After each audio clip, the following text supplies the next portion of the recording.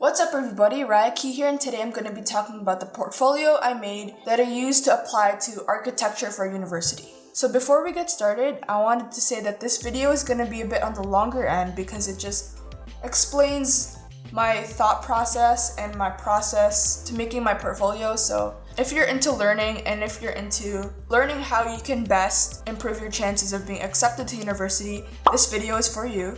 So without further ado, you might want to grab some pillows, grab some blankets, and get ready to start writing some notes. Let's get started. So this is an 11x7 book that I bought from Amazon. And I got this stuff printed from a family friend. This is a pretty thick paper, if you can see. Before we get into the actual portfolio, I wanted to outline 3 major software I used for this. So the first one I used is Lightroom, the second one is Canva, and the third one is InDesign. So I just used Lightroom to gather and sort the images I would use for this portfolio. The second one, Canva, is just to lay out the text and the images in a very aesthetically pleasing manner. And InDesign is just to get the document ready for printing and exporting. Let's get into it. So here you have my first page, Portfolio Rayakee. Pretty basic, nothing much to that. A little about me page. So I read in a future article that your font size is supposed to be 2 times or even 4 times the size in terms of distinguishing the two different parts. So if you wanted to do a header, it should be very distinct compared to the body. And then you just have my signature, a little extra, but I think it adds a nice touch to it. And then you have your table of contents. I really like how this looks because you can see what each piece is without even turning to the page.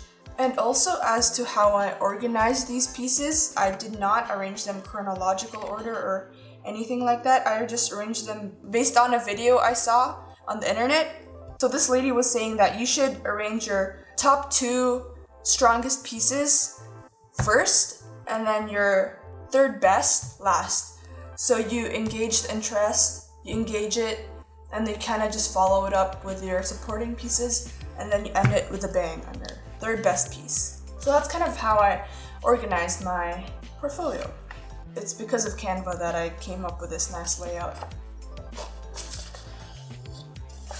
Okay, first piece. So I have process photos, and then I have the final photo in the back. So here I just have my labels, colored car render, date, medium, same thing here, size, and then I labeled it as the first piece here. Okay, so we have a car as my first piece because I think that is my strongest piece in the sense that it shows my sense of design and ability to kind of use different software the best. So the first part of the process we have is a 3D render. So I did this render in Blender. It's a free software you can use.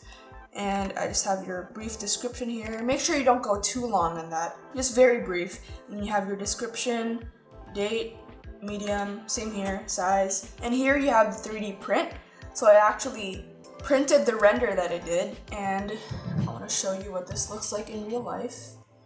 So it's pretty small, but it took around 8 hours to print. It's a huge pain. And there aren't any wheels because I had issues printing that. And who can resist printing a little mini one? This one took around 2 hours. And along the way, I had a lot of misprints, misfires if you will. This was supposed to be printed in 2, but then it malfunctioned halfway. This one, the supports just were too gunky. Second page, we have our final 3D render. So this entire scene was modeled in Blender.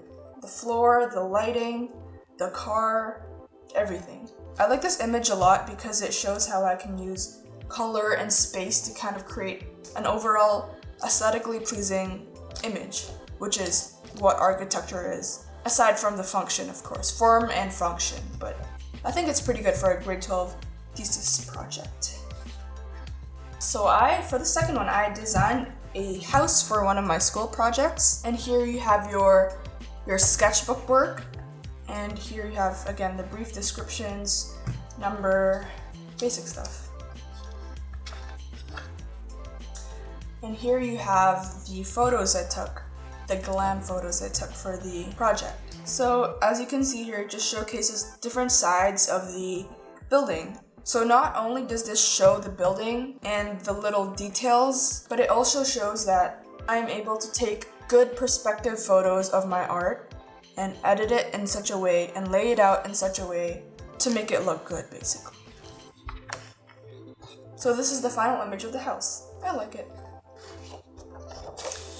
Over here, you have some of my photography. Just laid it out in a nice little grid, a little text, and some description. Number 3. Pretty basic. And here's some more of my photography. I don't know why this one turned out really dark because on my laptop it looked pretty bright, so I don't know. I didn't have enough space to write some text, so I just put that. And also, for the layout, I was debating between using a 2-page spread or a 1-page spread, but since for some projects I only wanted to do 1 page and for others I wanted to do 2, I just decided to do a 1-page spread because it was easier for margins and design and just printing in general. So basically I chose 1-page spread to reduce the chance for error. And then you have this one, the 5th project, which is my turtle. I'm very proud of this turtle because it took a lot of elbow grease to make this because I carved this by hand from a big block of basswood that I cut in half, glued together, and I started carving it as the shell. And this is the kiln-dried clay that I painted, and then I photographed it, and here it is. So this is actually, I drew it over the Sharpie because painting it would be too imprecise, and I wanted to get the geometric edges of the turtle. And then I just used a white gel pen to outline the geometric shape. Moving on. So the setup I use for taking photos of my pieces are actually much simpler than you think. So this is my dining table. I like it because it's a little reflective, and then I put my portfolio bag in the back, and I just took photos kneeling on the ground. So I could have a very nice, even perspective, and I'm not looking with a bird's eye view or not looking down too low. Next one. So here we have my still life painting I did in grade 11.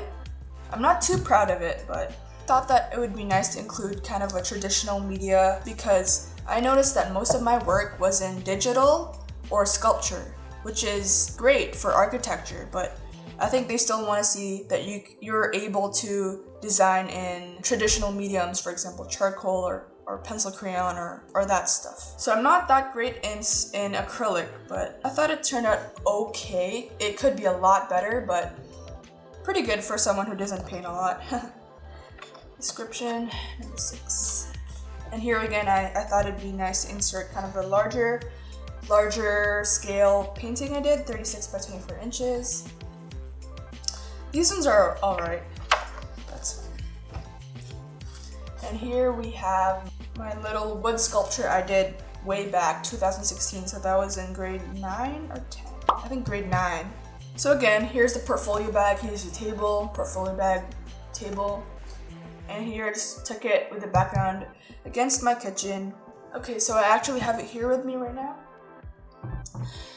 This is again a piece of basswood that I carved, hand chiseled. I cut myself a few times in this, so I just have this brief blurb here. And now, a little disclaimer here. I wasn't actually inspired by the stoic and mysterious nature of the Polynesian moa statues on Easter Island. I just put it there after because I thought it looked good and I needed something to say. So just putting that out there. Here you have my photo. I'm really proud of this photo. I think this might be one of my best photos, but I don't know why it turned out super contrasty. There's a lot more detail in the back here on my laptop, but I don't know, it just didn't show up in the actual print. Again, brief blurb, quick stuff. And here we have some more photography. As you can see, I really like photography and digital media.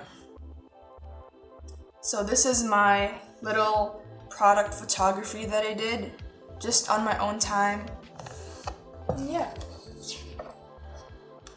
So in my Arts Unionville program, we were taught very extensively on life drawing. So for 2 semesters, one in grade 11 and one in grade 12, we have an entire semester dedicated to life drawing. And I thought that I just wanted to include some of this because who doesn't love a good life drawing, right? Good for your portfolio. So I just included the pencil here to show scale because in reality, this drawing was actually only like this big. And here you have some hands, 1 hour, 45 minutes, just the time it took to make these things. And again, some more traditional mediums. I could put all my photographs here and fill up the entire portfolio with only photographs, but it's best to show that you're versatile and that you can create art in different mediums. So this was made in grade 11, our Unionville house project, which is basically we go to our local Unionville area and we find a house that we wanted to draw. In this case, it was the church, and you take a photo and you draw it in pencil crayon. That is it, my 12 pieces for Ryerson architecture. I forgot to mention that it's for Ryerson architecture. Now Ryerson architecture requires you to have 12 to 15 pieces, but I decided to go with 12. I decided to go with 12 because I think I only have 12 very good pieces and I didn't want to include pieces that I wasn't proud of or wanted to show because I think that just takes away from your portfolio. So quality over quantity. And also because if I had 13, that wouldn't be even and that wouldn't look good on the table of contents. Oh, and also I wanted to add that I have a mix of stuff I did at home and stuff I did at school as school projects. So this one was a school project, home, school project, school project, school project, home, school project, home, school project, school. So most of my photography work is done on my own time. And I also wanted to add that today is March 28th. And I did my Ryerson audition on February 8th, and I have not heard back from them, but I have heard from University of Toronto Architecture on, I believe, last week. And I don't know, but it might be because of all the COVID situation that admissions are being postponed or possibly slowed down, but hopefully I hear back from them soon. Oh yeah, in our audition, my Ryerson audition, we had to basically take 2 pieces of index-sized card paper, fold it up, arrange it in such a way that they're kind of interacting with each other, and then they give you a piece of paper, like a regular letter-sized paper, and you have to sketch that. We were given around, I think it was an hour, 45 minutes or an hour. So it was a lot easier than I thought. There was no interview, no presses? As opposed to Waterloo, which I believe has a lot more intensive kind of audition process. They need interviews, they need the précis, and they have the actual audition. I hope this helps, guys. For all you students out there who are anxiously wanting to prepare for your architecture program applications, I hope this helped, and I wish you guys the best of luck. So if you enjoyed this video, make sure to check out these videos over here or subscribe to my face. Thanks!